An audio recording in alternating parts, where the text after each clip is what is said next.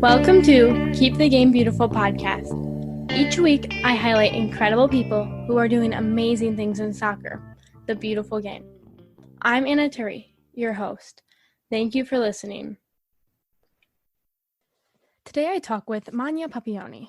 The day we recorded this was a rough day for me. I had officiated a game prior and I had 2 send-offs right at the end, and I was just very thankful for Manya to just meet me at a place with grace and kind of be patient and give me a second. But I always love talking with Manya, and I cannot wait to see her in person at convention this year. Today we talk about her journey throughout the game. We talk about her playing. The game has grown so much from when she was last playing, but there is still so much room for more and more growth. She talks a little bit about working in different jobs and side gigs while playing because she could not financially support herself.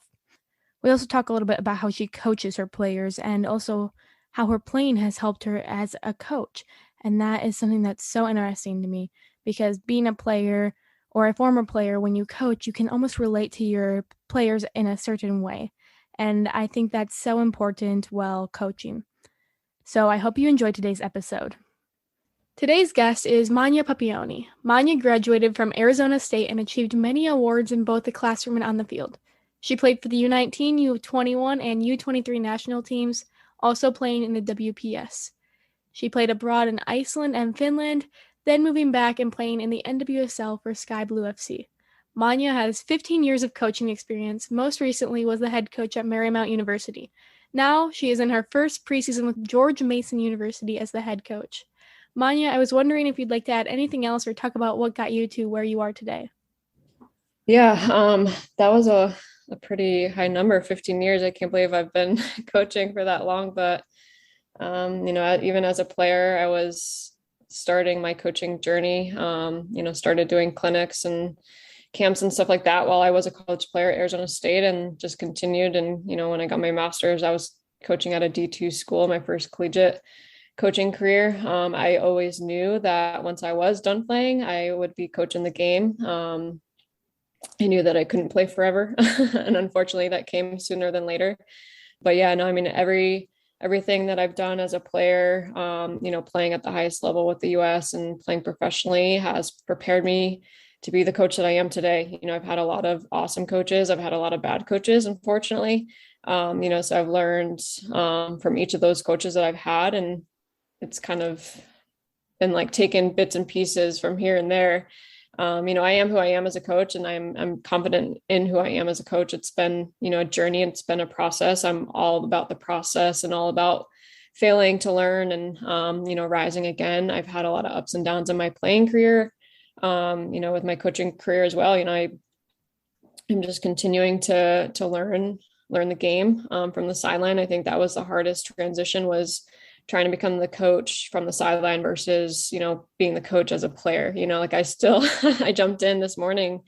We played 11v11 with Mason, and I jumped in, and, I still love to do that just because for me, I get to see their view and I get to coach on the field. But, I've been really trying to develop myself as that coach on the sideline and just crafting training sessions that are game-like, and just really connecting with the players. So yeah, it's been an awesome journey coaching, and everything that I've done up until this point has prepared me for this Mason job.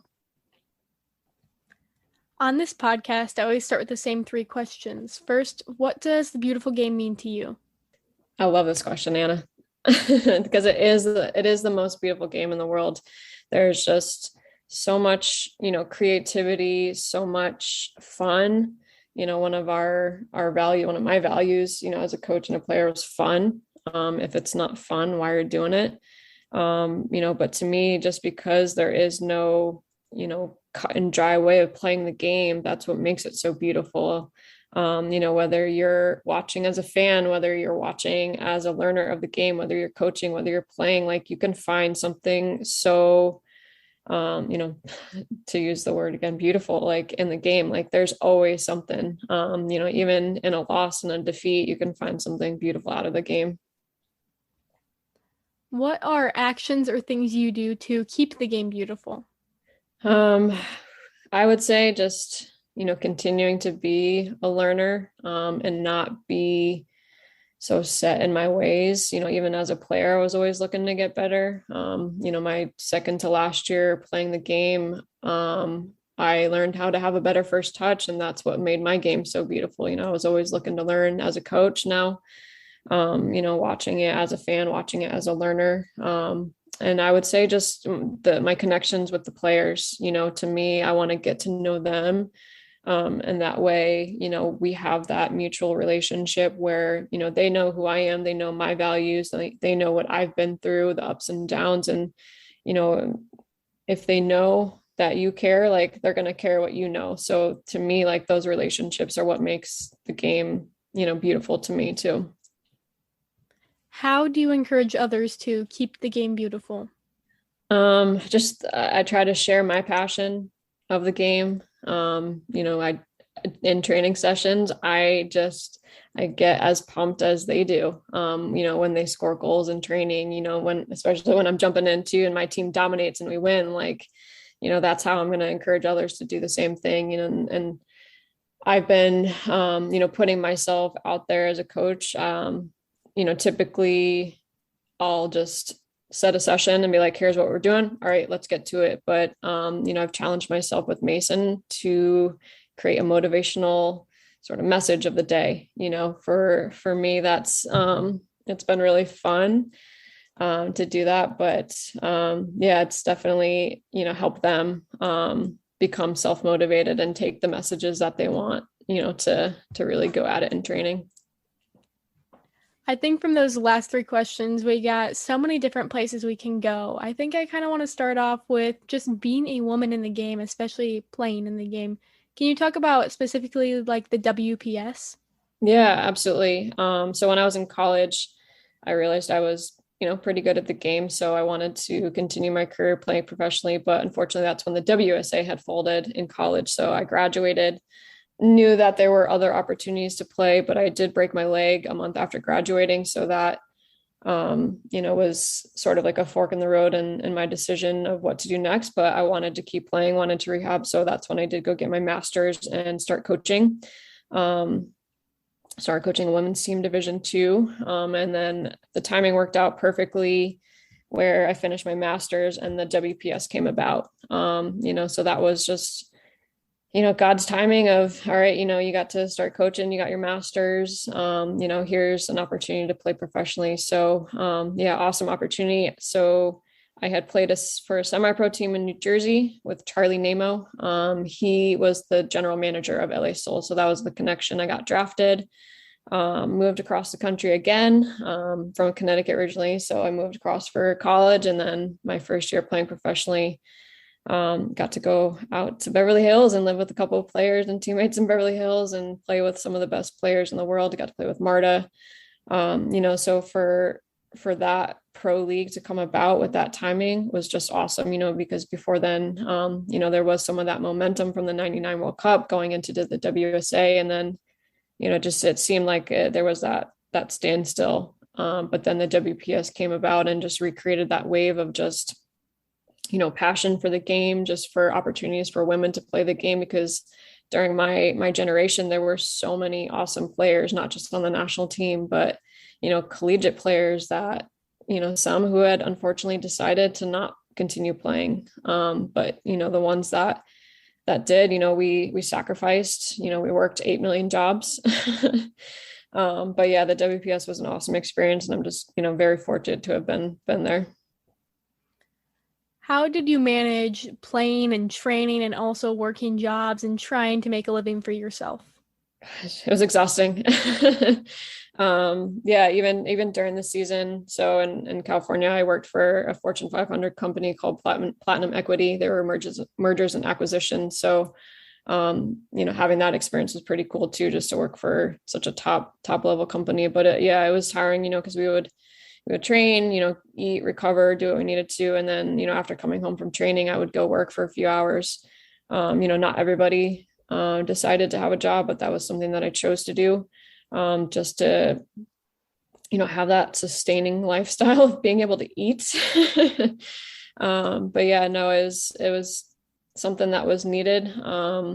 And something that I continue to do even, my second year playing the WPS with Atlanta Beat. I, coached club on the side, even going to Iceland and Finland. I coached club in Iceland and Finland. I, cleaned buildings, did landscaping, did this and that. I think I lost money being in Finland because it was so expensive. And, I just wanted to play after the WPS had folded. So yeah, unfortunately, that's what a lot of players did. And I know that there's a push for players to not have to do that now. Those side hustles, I think is the hashtag that these players are using. But we did what we could because we loved the game, and we just wanted to play at that level and make it work. What can we do to help the game grow and help players not have to have a second job? Yeah, I mean, there's a lot to that. It comes from the top down, but it can also come from the bottom up of just, fans just trying to grow the game and invest in women, invest in, female athletes and, buy tickets, go to games, support them, buy the swag. Yeah, I mean, I think, from the grassroots up, it's just that support, but I think there needs to be readjustment from the top down of how that's structured and sponsors and this and that. I've heard from many different people about their experience playing abroad and how great it was. Would you encourage players to go abroad? Absolutely. Yeah. All of my college players, even if it's just for 1 year, I tell them to go over to Europe and experience that, just a different culture, getting outside your comfort zone. For me, I was just so used to traveling, but I wasn't used to traveling and living, in a different country. So my experience in Iceland was awesome. And for me, that was a year of a rebuilding. I had torn my ACL the fourth day of preseason with Atlanta Beat the year before. So for me, having to adjust to a different culture, play with players that didn't speak English. They were 14, 15, 6-year-olds, 16-year-olds that were on the team that, they were learning English in school, but, and a coach that didn't really speak English that well. So, for me, Iceland was that rebuilding year.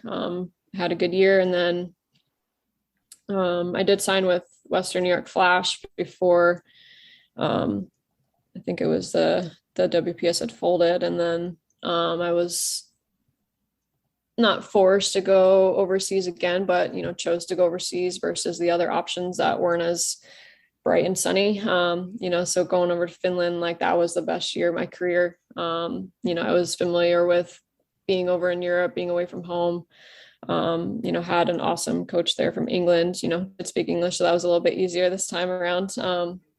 But yeah, and it was an awesome experience just to, learn the culture, learn that style of football, coming back and now even coaching. I have players from Iceland and Germany on my team, and now it's easier to coach them because I can understand, what's going on in their head with the game. How important is it that we encourage our players to get out of their comfort zone? Oh, very, very important. You have a choice every day to stay in comfort or step out in the uncomfort zone or be uncomfortable. And that's where, we learn, that's where we make mistakes. Mistakes are inevitable. We're not all perfect, so we're going to make them. It's, how do you, respond? How do you take that next step? Are you stepping backwards and going back into your comfort or are you, taking that step forward and saying, all right, like this is what I learned and this is what I'm going to apply, to my next step. Yeah, I'm all about being uncomfortable as much as it's not fun. If you look at the sort of long-term goal and be in that growth mindset, that is where you learn and grow. So I'm all about being uncomfortable. What can we do to help our players recover from mistakes, not just individually, but as a whole team? Yeah, absolutely. I mean, just that encouragement, just having that conversation. I think players know when they make a mistake. We don't need to yell at them and rub it in their face and, sit them a game or take them out of the game. It's more, have that conversation. And I think, this starts with, you doing the pre-work of having that relationship with the player, so for me, I'm intentional about getting to know my players. Every recruit that we talk to or any commit or any of my players, ask them, how do you like to be coached? How do you learn? just so when that time comes that they do make a mistake, I know how to talk to them in the right way that they need it. But it's typically encouragement. It's typically a conversation, say, hey, what else did you see? What were your other options? What could you have done? Show them on video, do some chalk talk, show them on paper. Along with building relationships comes trust. How important is trust when coaching? Very important. Yeah. It just goes back to what I was saying earlier. Like they're not gonna care how much you know until they know how much you care. And with that trust comes that care, knowing that you have their back, that you'll fight for them, and a lot of the time I'll tell my teams, like, I'm here for them. This is their team. They come up with their own mission statement and values and goals. I'm just here to kind of shepherd that, so with them knowing that they have a say in what's going on with their team and their team culture, like that starts to foster that trust. And, I just kind of guide them and mentor them and give them ideas. I'm not going to give them all the answers. And, from that builds trust for sure. And I think that's so important because, yeah, they're not going to really care if they don't trust you. They're not going to listen to what you have to say. At the beginning of the season, do you always come up with team values? It depends on the program that I've been in. So with Mason, they've had these 4 core values already established, which I think are awesome. So in that case, if they already have some established core values, we talk about, okay, what does that look like for this team? What does discipline mean? Does that mean, we're getting up, even earlier to train to beat the heat? Because we train 9 a.m. and sometimes that gets hot, especially in preseason. What does it not look like? What does being undisciplined look like? Does that mean taking a step before the line when we do our Nike Spark test? Or does that mean that we step past the line when we turn and we come back? But sometimes programs, want to recreate their values. So, we go through a specific process of figuring out, okay, what's most important to us in this season with the players that we do have. Was it hard to come into a new team and gain their trust, or were the players able to adapt quickly?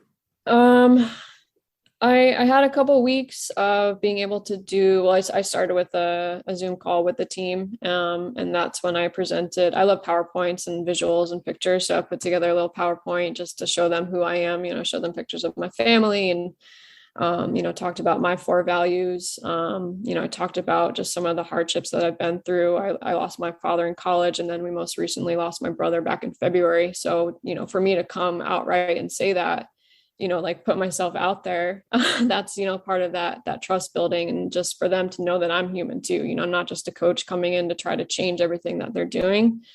So that started, with that foundation. And then after that, I was able to do some individual player calls and FaceTimes and Zooms, with the players overseas. We did some Zooms, and that's where the individual relationship building started. I asked about their family and, just asked, what do they like about Mason? What is something that they wish they had, for the seniors, how is this going to be, their best year? What can we provide to them to make sure that this is their best year, especially after last year with COVID?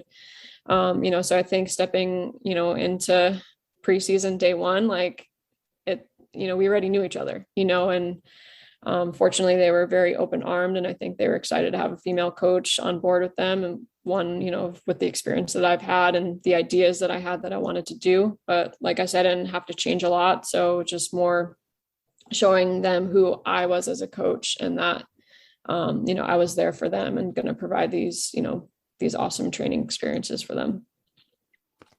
You obviously have a lot of trust with your team. If there is a player on a completely different team that does not trust their coach and their coach doesn't listen to them, what should they do? Yeah, that's a tough one.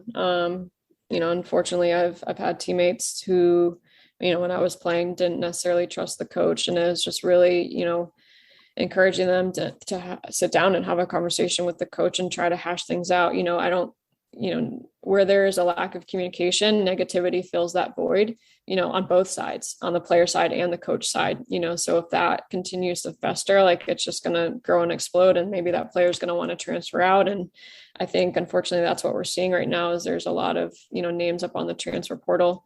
But I think it's just having that conversation, and just, it's not going to be easy, especially coming from a player to a coach, and with that sort of topic in regard of, like, I don't think it's good to come out right and say, I don't trust you, but just say, hey, I want to understand where you're at. What can I do?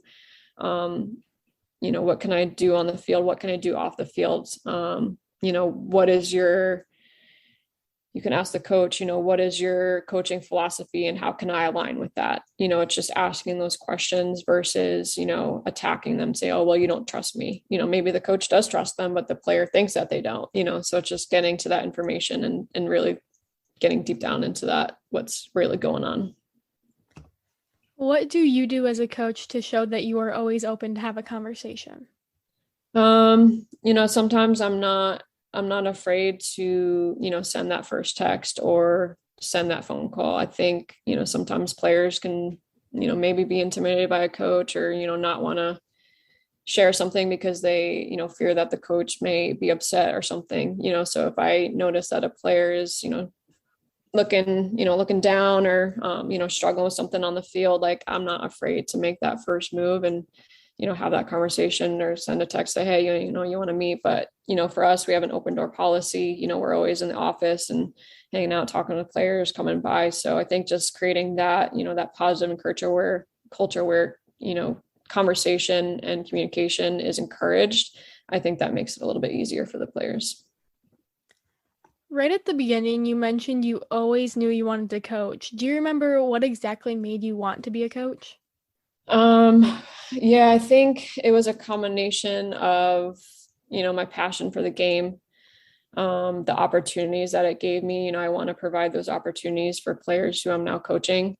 It was the bad coaches that I've had. It was also the amazing coaches that I've had. I've had some really, really amazing coaches that made me a better human and a better player. So I want to be able to do the same thing. And then, with those coaches that, were either, verbally abusive or this and that, like, I want to be there for these players so they don't have to experience that. There's, with all the programs that I've been a part of, there's been so many players that have shared with me, like, oh, I had this abusive coach in high school or club. And it's just upsetting, like, that they think that that's the norm, which it absolutely should not be. The norm should be, you're looking up to that coach and you have that mutual respect and, you feel encouraged and empowered by them. Like, that's how it should be. And I knew, like, that's who I wanted to be as a coach for my players. How do you support a coach or a player that comes in from a verbally abusive coach in terms of trusting you? Yeah, absolutely. I mean, it's just sometimes that does take a while. It's just, sitting down and asking them questions, showing that you care about them. Fortunately, a lot of programs do have resources with sports psychologists or, like a mental health counseling center on campus. So, like, I always encourage that, and I share with my players how, what I've been through and who I talk to someone, so I think for them to, like, hear that coming from me, maybe they'll be a little bit more open, to going to talk to someone, and I think that starts to build that trust. But it's really just creating that open, welcoming environment, that there's no judgment, that I'm not going to go and, talk about it or put it up on social media that this player is struggling with this, like, I keep that between, myself and the player. Yeah, I would say that's probably the best way. In terms of your playing career, you mentioned a torn ACL and broken leg and concussions as well. Can you kind of talk about the injuries you've been through and how you recovered? Ooh, my goodness, how long you got? Yeah, I mean, fortunately in, like, high school, college, I was pretty good. But then after that, I think it went all downhill from there. Yeah, like a month after college, broke my leg, had some hardware put in, I think that was, pretty tough for me because that was supposed to be my next step. I was supposed to go in with the national team. And that was my first major injury of actually having surgery and, like, having to rehab, so for me, that was a big test and a trial of that mental toughness and just, help me refocus and realign the direction that I wanted to go. But then, yeah, my playing professionally, second year playing pro, fourth day preseason, took a step and my ACL done. So that was also very, very hard because I was coming off a very successful first year playing as a pro. And it was just hard to sit on the sideline and watch my team, train and play every day and know that I couldn't be out there helping them. So for me, that was also another, test and a trial mentally. I had a awesome PT. I'm still really good friends with her today. I actually just saw her a couple months ago down in Florida. So for me, that was just that mental toughness side of things, but also, learning how to be a good teammate. Where I showed up every single day, did my rehab, an hour before training, an hour after training, running in between sessions, doing what I could as a teammate to help those that played my position. So that was really tough. And then, having to come back from that and get that first tackle in and, have a good season in Iceland after that, like it wasn't easy, so say all of my injuries had made me stronger, but then right before I left for Finland, I got a really bad concussion. Still went to Finland early on in that preseason. Suffered another concussion, but because that first one was so bad that one, it shouldn't have been a concussion, but it was. Later on that year in Finland, I suffered another concussion and had to force myself out of a couple games, which wasn't easy to do. During that off season, when I came back after Finland, playing in a men's league, I suffered another concussion. So it's, it was just that first one that really set off every time I got hit. It just was a lot worse than it should have been. I did recover a little bit, and then going into Sky Blue midway through that season, I actually suffered a concussion off the field. I feel like I'm like the clumsiest person off the field and on the field. And that was the one that kind of like set everything over the edge. That was, towards the end of the season. So I stuck it out. I told Jim Guevara, my coach at the time, I'm like, I'm not heading the ball. Like every time I had the ball, I would get the worst headache and just wasn't right. So I did make the decision to retire. Was not an easy one because I love the game so much and I was, playing at my best. But I knew that my health was more important. So I did go through, a large period of time where I was depressed, I was anxious, I was in a fog, just I was not myself. But I did, I was able to, recover, start coaching. I did work in the real world for a little bit, doing some marketing, website building. And then I got my first D1 assistant coach job at Maryland. And that was about April 2016. Was feeling good. I would hop in with the team. And then later that year in December playing co-ed, I suffered a really, really bad concussion. And that's what set off migraines. I saw a neurologist, had a surgery to cut nerves in the back of my head to try to help relieve that pressure, but that made that worse, made my migraines worse. I was on all kind of medicine, very non-functioning while still trying to be a D1 assistant coach. And it was very, very hard. I went through, more depression, more anxiety, just being in complete fog. And fortunately, I was able to get into Johns Hopkins. Amazing doctors, amazing neurologists. They found a tumor on my pituitary gland, optic nerve, right at like where the pituitary gland attached to my brain. So fall 2019. So if you think about the timeline, December 2016 to fall 2019, just suffering every single day, with that pain, with migraines, couldn't even like in my office in Maryland, I had to get the fluorescent lights taken out and I, did work by a little lamp on my desk. So just every day was a struggle. Fortunately during that time I met my husband, Bobby, he was super supportive, my family super supportive. So I had the surgery to remove the tumor a week before my preseason with Marymount. So that definitely relieved a lot of the issues.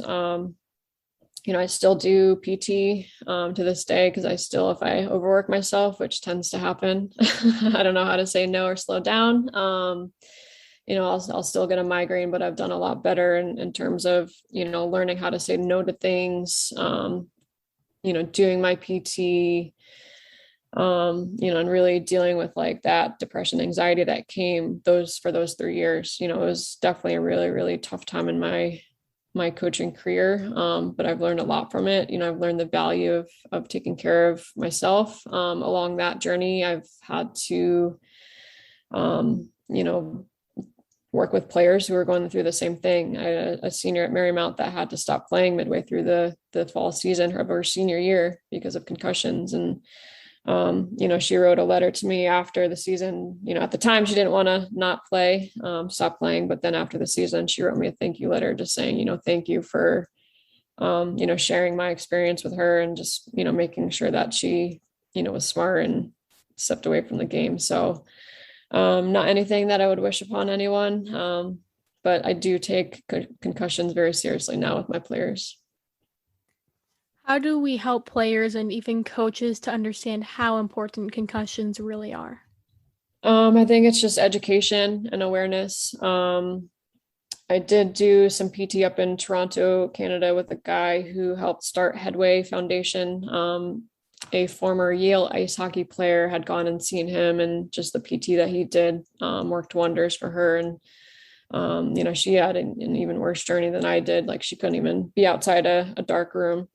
So it's just, educating coaches and players on, what a concussion is. I know a lot of, club coaches, college coaches have to do, different training about concussions. And sometimes those coaches will just click through the videos and just hit okay and not even really listen or pay attention. So it's just really, making sure admin pass that sort of importance of concussions down to their coaches, and educating the players as well. Athletic trainers are always doing an awesome job and making sure, because I think they're, taking it seriously as well.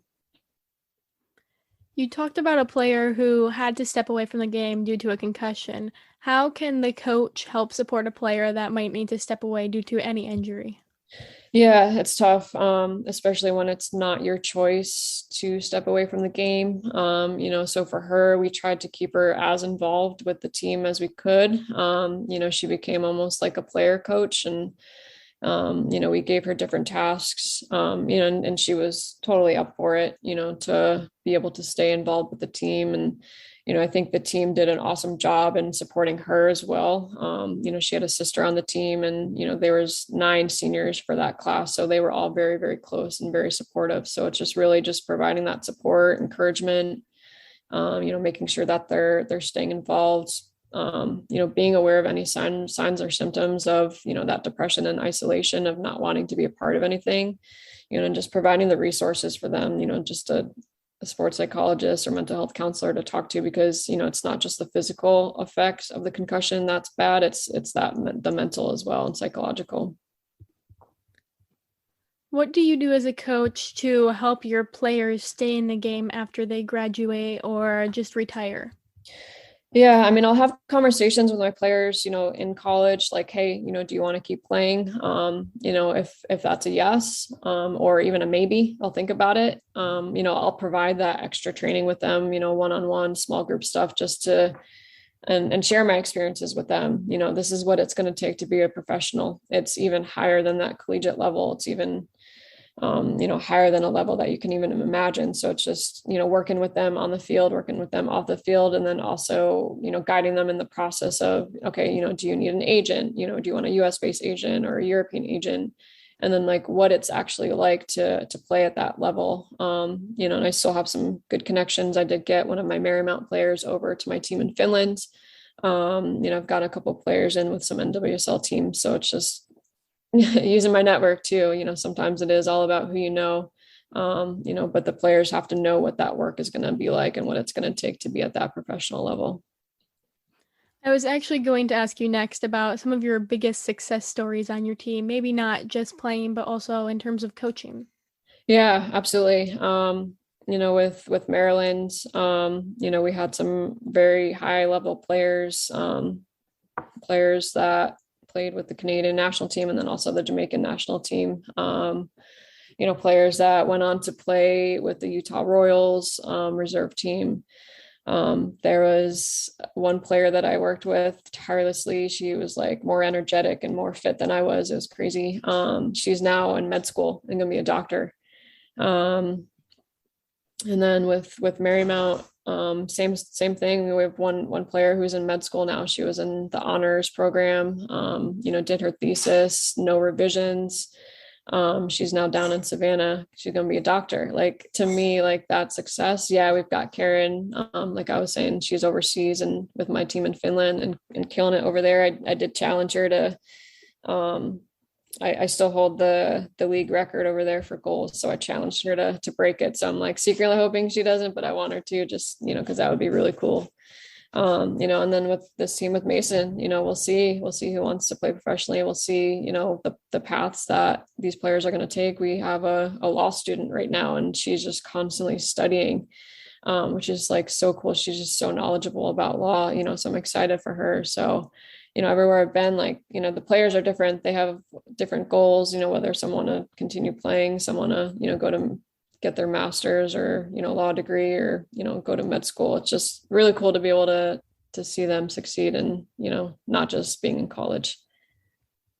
How do you support your players in managing both soccer and school? Cool. Yeah, that's tough. Because soccer's like a full-time job and school's like a full-time job. So it's just really just providing the resources that they need academically. We have really great academic services and tutors and specialists, just making sure that they prioritize that they're student first. So if they don't hit a certain GPA, they're doing extra study hall, and we're just providing what they need to be able to be successful in the classroom. It's just developing them as people too. We want to be engaged with our community and, put that service work in. And then on the field as well, it's not just the team training, it's the recovery, it's the hydration, it's the sleep, and it's all coming down to your choices, so yes, we're going to be providing all of these awesome services and resources to you, but if you're not the one making the right decision, on a Friday night, are you going to go to bed and sleep, or are you going to go out and be social? Not that being social is a bad thing. That's important too. It's finding that and managing that balance and making the wise choices and decisions that's going to affect you in the long term as a student athlete. How can a player or just a person in general reach out for help if they might be scared to ask? Yeah, I mean, a lot of players won't reach out because they are scared of, any repercussions or just not getting the help or support that they need or being judged. But I think, if a coach provides a team culture of just like family and inclusion, then they're always going to have their teammates to go to. They're always going to have their coach to go to. And it's really just having the courage to speak up and say, I need help. That's a very humbling thing to do, is just ask for help. No one likes asking for help, but that is the first and most important step to getting the help that you need. Like, we need to realize that we can't do this on our own. We are bred for, as human, we're bred for connection and that connectivity and like just that relationship, so a lot of the times we'll do as humans the most basic thing to be able to survive. And sometimes that's just staying inside ourselves. Like, the not so human thing to do is to get outside of ourselves and like be humble and ask for help. Everybody's struggling with something. I think that's like the biggest takeaway, especially from this past year, is like, we're all struggling with it and we're struggling together. So we need to be able to support and encourage each other together too. Why is mental health something that is also so important to our game?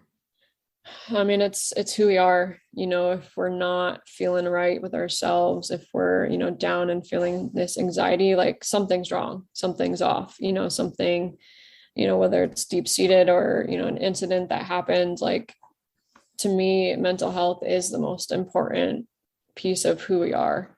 Yeah, we can train hours on the field.